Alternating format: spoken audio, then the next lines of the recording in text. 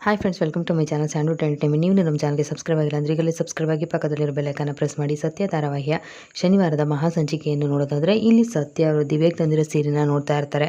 ಆಗ ಪಕ್ಕದ ಮನೆಯವರೊಬ್ಬರು ಜಾನಕಿ ಅವ್ರನ್ನ ಹುಡ್ಕೊಂಡು ಬರ್ತಾರೆ. ಆಗ ಸತ್ಯ ಅವರು ಬನ್ನಿ ಅಕ್ಕ, ಏನು ವಿಷಯ ಅಂತ ಹೇಳ್ತಾರೆ. ಏನಿಲ್ಲ, ನಾನೊಂದು ಸೀರೆನ ರೆಡಿ ಮಾಡೋದಕ್ಕೆ ಕೊಟ್ಟಿದ್ದೆ, ಅದನ್ನು ಇಸ್ಕೊಂಡು ಹೋಗೋದಕ್ಕೆ ಅಂತ ಬಂದೆ, ಸ್ವಲ್ಪ ಅರ್ಜೆಂಟ್ ಇತ್ತು ಸತ್ಯ, ಇದ್ರೆ ಕೊಡು ಬೇಗ ಅಂತ ಹೇಳ್ತಾರೆ. ಸತ್ಯ ಅವರು ಮನೆಯೆಲ್ಲ ಹುಡುಕ್ತಾರೆ. ಅಕ್ಕ ನಿಮ್ಮ ಸೀರೆ ಎಲ್ಲಿದೆ ಅಂತ ನನಗೆ ಗೊತ್ತಾಗ್ತಾ ಇಲ್ಲ, ಒಂದ್ಸರಿ ಅಮ್ಮನಿಗೆ ಫೋನ್ ಮಾಡಿಬಿಡ್ತೀನಿ ಅಂತ ಫೋನ್ ಮಾಡ್ತಾರೆ. ಅಕ್ಕ ಆ ಸೀರೆ ಇನ್ನೂ ನಿಮ್ಮದು ರೆಡಿ ಆಗಿಲ್ವಂತೆ ಅಂತ ಸತ್ಯ ಹೇಳ್ತಾರೆ. ಆಗ ದಿವ್ಯವ್ರದ್ದು ಸೀರೆ ಟೇಬಲ್ ಮೇಲೇ ಇರುತ್ತೆ. ಅವರು ಸತ್ಯ ಇದ್ಯಾವುದು ಸೀರೆ ತುಂಬ ಚೆನ್ನಾಗಿದೆ, ಯಾರಾದರೂ ಇದನ್ನು ಕೂಡ ರೆಡಿ ಮಾಡೋದಕ್ಕೆ ಕೊಟ್ಟಿದ್ದಾರಾ ಅಂತ ಹೇಳ್ತಾರೆ. ಅಕ್ಕ ಇದು ಯಾರು ಕೂಡ ಕೊಟ್ಟಿಲ್ಲ, ನಮ್ಮ ಅಕ್ಕಂದು ಇದು ಸೀರೆ, ಅವಳು ತನ್ನ ಮದುವೆಯಾಗ ಹುಡುಗನ ಮುಂದೆ ಅವಳು ತುಂಬ ಚೆನ್ನಾಗಿ ಕಾಣಿಸ್ಬೇಕು ಅಂತೇಳಿ ಹಠ ಮಾಡಿ ಸೀರೆನ ತೆಗೆಸ್ಕೊಂಡಿದ್ದಾಳೆ ಅಂತ ಹೇಳ್ತಾರೆ. ಆಗ ಪಕ್ಕದ ಮನೆಯವರು, ಹೌದಾ, ಯಾವ ಹುಡುಗಿಗೆ ತಾನೇ ಸೀರೆ ಅಂದರೆ ಇಷ್ಟ ಇರೋದಿಲ್ಲ ಹೇಳು, ತಾನು ಇಷ್ಟಪಡೋ ಹುಡುಗನ ಮುಂದೆ ಸೀರೆ ಉಟ್ಕೊಂಡು ಮಿಂಚಬೇಕು ಅನ್ನೋದು ಎಲ್ಲ ಹೆಣ್ಮಕ್ಳಿಗೂ ಆಸೆ ಇರುತ್ತೆ ಅಂತ ಹೇಳ್ತಾರೆ. ಆಗ ಸತ್ಯ ಏನೋ ಗೊತ್ತಿಲ್ಲ ಅಕ್ಕ, ನನಗಂತೂ ಈ ಸೀರೆ ಬಗ್ಗೆ ಆಸೆನೂ ಇಲ್ಲ, ಆಸಕ್ತಿನೂ ಬಂದಿಲ್ಲ ಅಂತ ಹೇಳ್ತಾರೆ. ನಿನಗೆ ಯಾಕೆ ಆಸೆ ಬಂದಿಲ್ಲ ಅಂತ ಅಂದರೆ, ನಿನ್ನ ಅಂದನ ನೋಡಿ ಮೆಚ್ಕೊಳ್ಳೋಂಥ ಹುಡುಗ ನೀಗಿನ್ನೂ ಸಿಕ್ಕಿಲ್ಲ ಅಂತ ಕಾಣುತ್ತೆ. ಅದಕ್ಕೆ ನೋಡು ಸತ್ಯ, ಒಂದು ಮಾತು ಹೇಳ್ತೀನಿ ಕೇಳು, ಒಂದಲ್ಲ ಒಂದಿನ ನೀನು ಇಷ್ಟಪಡೋ ಹುಡುಗನ ಮುಂದೆ ನೀನು ಸೀರೆ ಉಟ್ಕೊಂಡು ಹೋಗ್ಬೇಕು ಅನ್ನೋ ಆಸೆ ಬಂದೇ ಬರುತ್ತೆ, ನೋಡ್ತಾ ಇರು ಅಂತ ಹೇಳಿ ಅವ್ರು ಅಲ್ಲಿಂದ ಹೊರಡ್ತಾರೆ. ಆಗ ಸತ್ಯ ಅವರು ಕಾರ್ತಿಕ್ ಅವರು ಮೊದಲನೇ ಸರಿ ಸೀರೆ ಕೊಟ್ಟಿರೋದನ್ನ ನೆನ್ಪು ಮಾಡ್ಕೋತಾ ಇರ್ತಾರೆ. ಓ ಅದಕ್ಕೇನಾ ಅಮೂಲ್ ಬೇಬಿ ಅವತ್ತು ನನಗೆ ಸೀರೆ ಕೊಟ್ಟಿದ್ದು ಪೆದ್ದಿ, ನನಗೆ ಅದು ಅರ್ಥನೇ ಆಗಲಿಲ್ಲ, ನನಗೆ ಯಾಕೋ ಸೀರೆ ಉಟ್ಕೋಬೇಕು ಅಂತ ಅನ್ನಿಸ್ತಾ ಇದೆ, ಒಂದೇ ಒಂದು ಸರಿ ಅವ್ನು ಕೊಟ್ಟಿರೋ ಸೀರೆನ ಉಟ್ಕೊಬೇಕು ಅಂತ ಹೇಳಿ ಸೀರೆನ ತೆಗಿತಾರೆ. ಅಲ್ಲ, ಸೀರೆನೂ ಉಟ್ಕೋಬೇಕು ಅಂತ ಅಂದ್ಕೊಂಡೆ, ಆದರೆ ಸೀರೆ ಉಟ್ಕೊಳ್ಳೋದೇ ನನಗೆ ಬರೋದಿಲ್ಲ ಅಲ್ವಾ, ಏನು ಮಾಡೋದು ಅಂತ ಹೇಳಿ ಮೊಬೈಲಲ್ಲಿ ವೀಡಿಯೋ ನೋಡಿ ಸೀರೆ ಉಟ್ಕೋತಾರೆ. ಆಗ ಕನ್ನಡಿ ಮುಂದೆ ನಿಂತ್ಕೊಂಡು ಕಾರ್ತಿಕ್ ಅವರು, ಸತ್ಯ ಒಂದೇ ಒಂದು ಸರಿ ನಿನ್ನ ಸೀರೆನ ಉಟ್ಕೋ, ಸೀರೆಗಿರೋ ತಾಕತ್ತೇನು ಅಂತ ನಿನಗೆ ಗೊತ್ತಾಗುತ್ತೆ, ಆಗ ನೀನು ಅಂದಾನೇ ಬದಲಾಗುತ್ತೆ ಅಂತ ಹೇಳಿರೋದನ್ನ ನೆನೆಸ್ಕೊಂಡು ನಗ್ತಾ ಇರ್ತಾರೆ. ಮತ್ತು ದೇವಸ್ಥಾನದಲ್ಲಿ ಕಾರ್ತಿಕ್ ಅವ್ರ ಫ್ಯಾಮಿಲಿ ಎಲ್ಲ ಬಂದಿರುತ್ತೆ. ಸೀತಾ ಅವರು, ಪರವಾಗಿಲ್ಲ ಲಕ್ಷ್ಮಣ, ಅಲಂಕಾರ ಎಲ್ಲ ತುಂಬ ಚೆನ್ನಾಗಿ ರೆಡಿ ಮಾಡಿಸಿದ್ಯಾ ಅಂತ ಹೇಳ್ತಾರೆ. ಅಪ್ಪ ನನಗೆ ಈಗ ಸಮಾಧಾನ ಆಯಿತು ನೋಡಿ, ಅದಕ್ಕೆ ಎಲ್ಲಿ ನಿಮ್ಗೆ ಇಷ್ಟ ಆಗೋದಿಲ್ಲೋ ಅಂತ ಅಂದ್ಕೊಂಡ್ಬಿಟ್ಟಿದ್ದೆ ನಾನು ಅಂತ ಹೇಳ್ತಾರೆ. ಆಗ ಸೀತವರು, ಅದು ಸರಿ ಲಕ್ಷ್ಮಣ, ನಾನು ಪ್ರಸಾದ ಕೊಡೋದಕ್ಕೆ 4 ಜನನ ವ್ಯವಸ್ಥೆ ಮಾಡು ಅಂತ ಹೇಳಿದ್ನಲ್ಲ, ಮಾಡಿದ್ಯಾ ಅಂತ ಹೇಳ್ತಾರೆ. ಆಗ ಲಕ್ಷ್ಮಣ ಅವರು 4 ಜನ ಹುಡುಗರನ್ನ ಕರ್ಕೊಂಡು ಬರ್ತಾರೆ. ಅದರಲ್ಲಿ ಬಾಲ ಕೂಡ ಒಬ್ಬರು ಇರ್ತಾರೆ.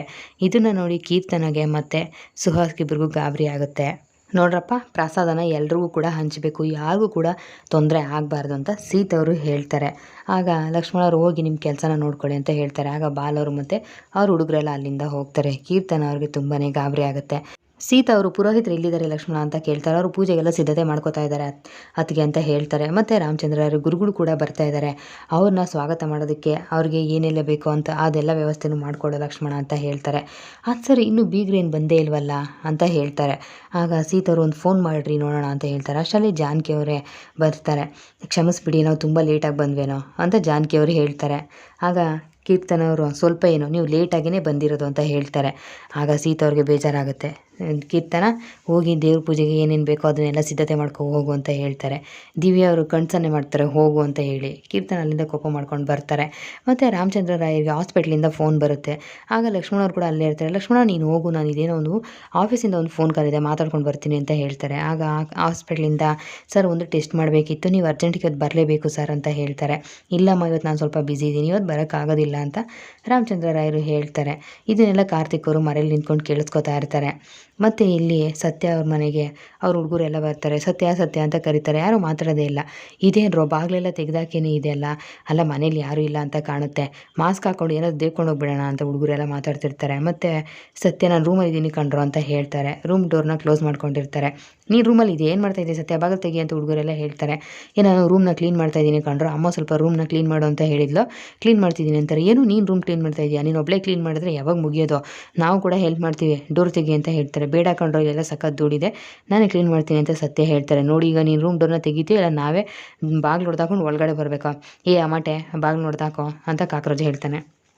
ಅಷ್ಟರಲ್ಲಿ ಸತ್ಯ ಅವರು ಡೋರ್ ಓಪನ್ ಮಾಡಿಕೊಂಡು ಹೊರಗಡೆ ಬರ್ತಾರೆ. ಸತ್ಯ ಅವ್ರು ಸೀರೆ ಉಟ್ಟಿರೋದನ್ನ ನೋಡಿ ಎಲ್ಲರೂ ಕೂಡ ಗಾಬರಿ ಆಗುತ್ತೆ. ಸತ್ಯ, ನಿಜವಾಗ್ಲೂ ಇದು ನೀನೇನಾ ಅಂತ ಹೇಳ್ತಾರೆ. ಆಗ ಸತ್ಯ, ಹೌದು ಕೊಂಡ್ರು, ನನಗೆ ಯಾಕೆ ಇವತ್ತು ಸೀರೆ ಉಟ್ಕೋಬೇಕು ಅಂತ ಅನ್ನಿಸ್ತು, ಅದಕ್ಕೇ ಉಟ್ಕೊಂಡಿದ್ದೀನಿ, ಹೇಗೆ ಕಾಣಿಸ್ತೈತೆ ಅಂತ ನೋಡಬೇಕಿತ್ತು, ಅದಕ್ಕೆ ಉಟ್ಕೊಂಡಿದ್ದೀನಿ ಅಂತಾರೆ. ಆಗ ಹುಡುಗರೆಲ್ಲ, ಉಟ್ಕೊಳ್ಳಮ್ಮ, ಯಾರು ಬೇಡ ಅಂದಿದ್ದು, ಅಲ್ಲ ನೀನು ಸೀರೆ ಉಟ್ಕೊಳ್ಳಿ ಅಂತ ತಾನೇ ಅಮೂಲ್ ಬೇಬಿ ನಿನಗೆ ಸೀರೆನ ಕೊಟ್ಟಿದ್ದು, ಅವತ್ತೇನೋ ನಮ್ಮ ಮೇಲೆಲ್ಲ ಕೋಪ ಮಾಡಿಕೊಂಡೆ, ಈ ಸೀರೆ ಎಲ್ಲ ನಮಗೆ ಸೂಟ್ ಆಗೋದಿಲ್ಲ ಅಂತ, ಮತ್ತು ಇವತ್ತೇನೋ ಉಟ್ಕೊಂಡಿರೋದು ಅಂತ ಹೇಳ್ತಾರೆ. ಹ್ಞೂ ಕೊಂಡ್ರು, ಸೀರೆ ಮಹತ್ವ ನನಗೆ ಅವಾಗ ಗೊತ್ತಿರಲಿಲ್ಲ, ಅದಕ್ಕೆ ಇವತ್ತು ಉಟ್ಕೊಂಡಿದ್ದೀನಿ ಕಣ್ರು ಅಂತಾರೆ. ಇಷ್ಟೆಲ್ಲ ಹೇಳಿದ್ಮೇಲೆ ಹುಡುಗನೂ ರೆಡಿ ಇದ್ದಾನೆ, ನೀನು ಪ್ರಪೋಸ್ ಮಾಡೋದಕ್ಕೂ ರೆಡಿ ಇದೆಯಾ, ಒಂದು ಫೋಟೋ ಫೋಟೋಶೂಟ್ ಆಗಲೇಬೇಕು ಅಂತೇಳಿ ಸತ್ಯ ನಿಲ್ಲಿಸಿ ಆ ರೀತಿ ನಿಂತ್ಕೊ ಈ ರೀತಿ ನಿಂತ್ಕೊ ಅಂತ ಹುಡುಗರೆಲ್ಲ ಫೋಟೋ ತೆಗಿತಾ ಇರ್ತಾರೆ. ಮತ್ತು ಕೀರ್ತನ ಮತ್ತು ಸುಹಾಸ್ ಇಬ್ಬರೂ ಬಾಲ ಇರೋ ಹತ್ರ ಬಂದು, ಬಾಲ ಏನು ಮಾಡ್ತಿದ್ದೆ ಇಲ್ಲಿ, ನಮ್ಮ ಹತ್ರ ನೋಡಿದ್ರೆ ಆಗ ಮಾಡ್ತೀನಿ ಈಗ ಮಾಡ್ತೀನಿ ಅಂತ ದುಡ್ಡು ಇಸ್ಕೊಂಡು ಇಲ್ಲಿ ಪ್ರಸಾದ ಹಂಚೋದಕ್ಕೆ ಬಂದಿದ್ಯಾ, ಏನು ನಡೆಸ್ತಾ ಇದೆಯಾ ಇಲ್ಲಿ, ಏನು ನಿನ್ನ ಪ್ಲ್ಯಾನ್ ಹೇಳು ಬಾಲ ಅಂತಾರೆ. ಮೇಡಮ್ ಸಮಾಧಾನ ಮಾಡ್ಕೊಳ್ಳಿ, ನೋಡಿ ಬಾಲ ಬಾಲ ಅಂತ ಕರೆದು ನಿಮ್ಮ ತಲೆ ಮೇಲೆ ನೀವೇ ಕಲ್ಲು ಚಪ್ಪಡಿನ ಹೇಳ್ಕೊಳ್ಳೋದಕ್ಕೆ ಹೋಗಬೇಡಿ. ನಾನು ಬಾಲನಾಗಿ ಬಂದಿಲ್ಲ, ಇಲ್ಲಿಗೆ ಗೋಪಾಲನಾಗಿ ಬಂದಿದ್ದೀನಿ, ಇಲ್ಲಿ ಪ್ರಸಾದ ಕೊಡೋದಕ್ಕೋಸ್ಕರ ಬಂದಿದ್ದೀನಿ. ನೋಡಿ ನಿಮ್ಮ ಹತ್ರ ದುಡ್ಡು ಇಸ್ಕೊಂಡು ನಾನೇನು ಅದಕ್ಕೆ ಅನ್ಯಾಯ ಮಾಡಿಲ್ಲ, ನಿಮ್ಮ ದುಡ್ಡನ್ನ ಸರಿಯಾದ ರೀತಿಲಿ ಉಪಯೋಗಿಸ್ಕೊತಾ ಇದ್ದೀನಿ. ನಾನು ದಿವ್ಯ ಮುಂದೆ ಕಾಣಿಸ್ಕೋಬೇಕು ಅಂದರೆ ಇದೇ ಗೆಟಪ್ಪಲ್ಲಿ ಬರಬೇಕಿತ್ತು, ಅದಕ್ಕೇ ಬಂದಿದ್ದೀನಿ ಅಂತ ಹೇಳ್ತಾರೆ. ಬಾಲ ಸಾಕು ಮಾತು, ಮೊದಲು ನೀನು ಏನು ಪ್ಲ್ಯಾನ್ ಮಾಡಿದ್ಯಾ ಅದನ್ನೇ ಹೇಳು ಅಂತಾರೆ. ಮೇಡಮ್ ಸ್ವಲ್ಪ ಸಮಾಧಾನ ಮಾಡಿಕೊಡಿ, ನೀವು ಯಾಕೆ ಅಷ್ಟೊಂದು ತಲೆ ಕೆಡಿಸ್ಕೊತಾ ಇದ್ದೀರಾ, ಸ್ವಲ್ಪ ಹೊತ್ತು ಹೋಗಲಿ ಎಲ್ಲ ನಿಮಗೆ ಗೊತ್ತಾಗುತ್ತೆ. ನಾವು ಟಕ್ಕರ್ ಕೊಡಬೇಕು ಅಂತ ಇರೋದು ದಿವ್ಯಗೆ, ಅದು ಕ್ರಿಮಿನಲ್ ಮೈಂಡು. ನಾವು ಅವಳಿಗೇನಾದರೂ ತೊಂದರೆ ಕೊಡಬೇಕು ಅಂತ ಹೋದರೆ ನಾವು ಅವಳಿಗಿಂತ 10 ಹೆಜ್ಜೆ ಮುಂದೆನೇ ಇರಬೇಕು. ಇನ್ನು ಸ್ವಲ್ಪ ಹೊತ್ತು ನೋಡ್ತಾ ಇರಿ, ನಾನೇನು, ನನ್ನ ಪವರ್ ಏನು, ನನ್ನ ತಾಕತ್ತೇನು ಅನ್ನೋದು ಯಾರಿಗೆ ಅರ್ಥ ಆಗಬೇಕು ಅವ್ರಿಗೆ ಅರ್ಥ ಆಗೇ ಆಗುತ್ತೆ ಅಂತ ಹೇಳ್ತಾರೆ. ಆಗ ಸುಹಾಸ್, ಕರೆಕ್ಟ್ ಡಾರ್ಲಿಂಗು, ಗೋಪಾಲ ಹೇಳ್ತಾ ಇರೋದು ಕರೆಕ್ಟಾಗಿದೆ, ಅವನ್ನೆಲ್ಲ ನೋಡ್ಕೊತಾನೆ, ಬಾ ನಾವು ಹೋಗೋಣ ಅಂತ ಹೇಳ್ತಾರೆ.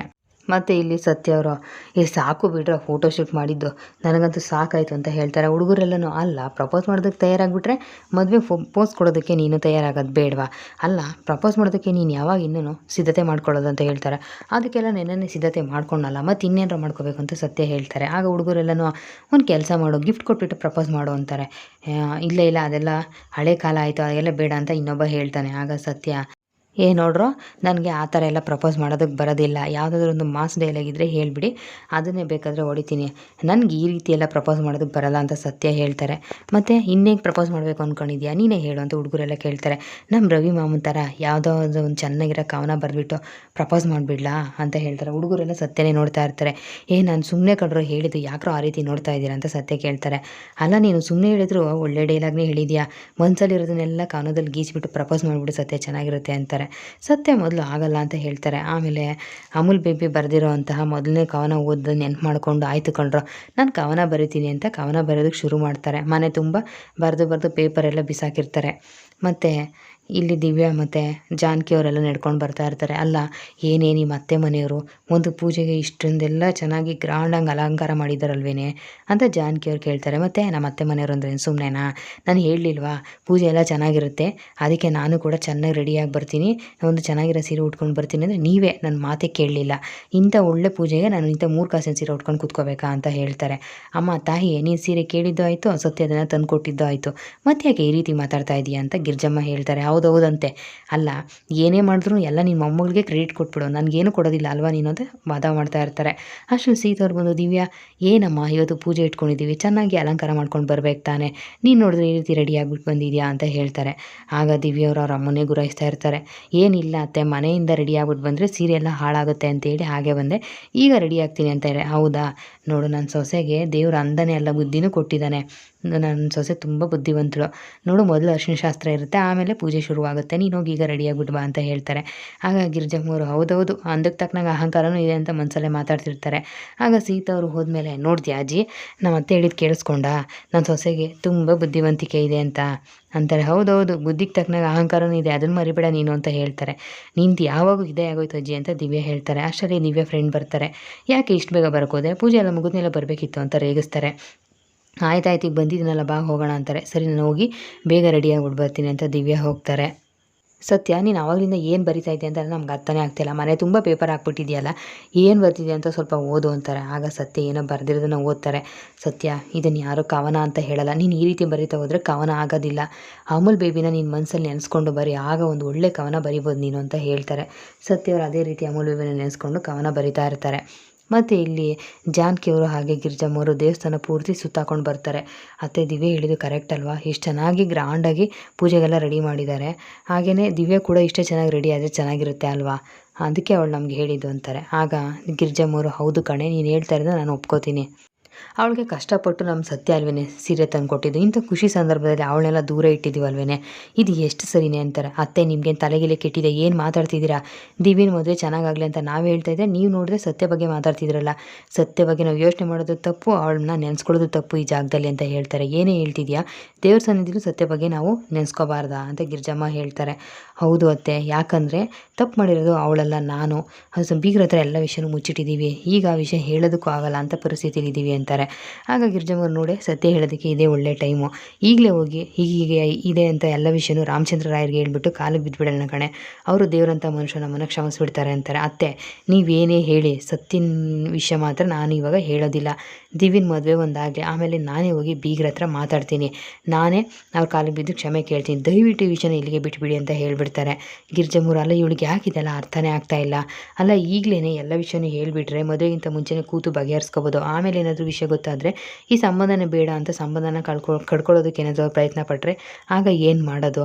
ಇಲ್ಲ, ಇಂಥ ಒಳ್ಳೆ ಕುಟುಂಬಕ್ಕೆ ನಾವು ಯಾವುದೇ ಕಾರಣಕ್ಕೂ ದ್ರೋಹ ಮಾಡೋದು ಬೇಡ, ಇದು ಸರಿನೂ ಅಲ್ಲ, ನಾನೇ ಹೋಗಿ ರಾಮಚಂದ್ರ ಹತ್ರ ಎಲ್ಲ ಸತ್ಯನೂ ಹೇಳ್ಬಿಡ್ತೀನಿ, ಇದೇ ಸರಿ, ಆಗಿದ್ದಾಗಲಿ ಅದೇನಾಗುತ್ತೋ ನೋಡೇ ಬಿಡ್ತೀನಿ ಅಂತ ರಾಮಚಂದ್ರ ರಾಯರನ್ನ ಗಿರ್ಜಮ್ಮವ್ರು ಹುಡುಕ್ತಾ ಇರ್ತಾರೆ. ಇಲ್ಲಿಗೆ ಸತ್ಯ ಧಾರಾವಾಹಿಯ ಶನಿವಾರದ ಮಹಾ ಸಂಚಿಕೆ ಮುಕ್ತಾಯ ಆಗುತ್ತೆ.